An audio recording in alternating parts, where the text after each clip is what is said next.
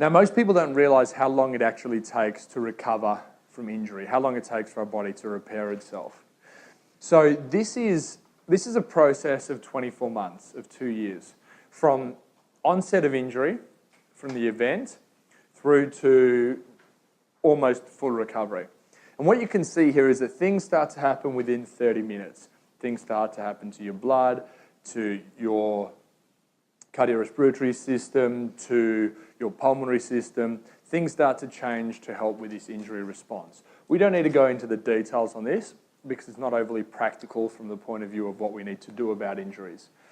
This inflammatory response starts from about 30 minutes.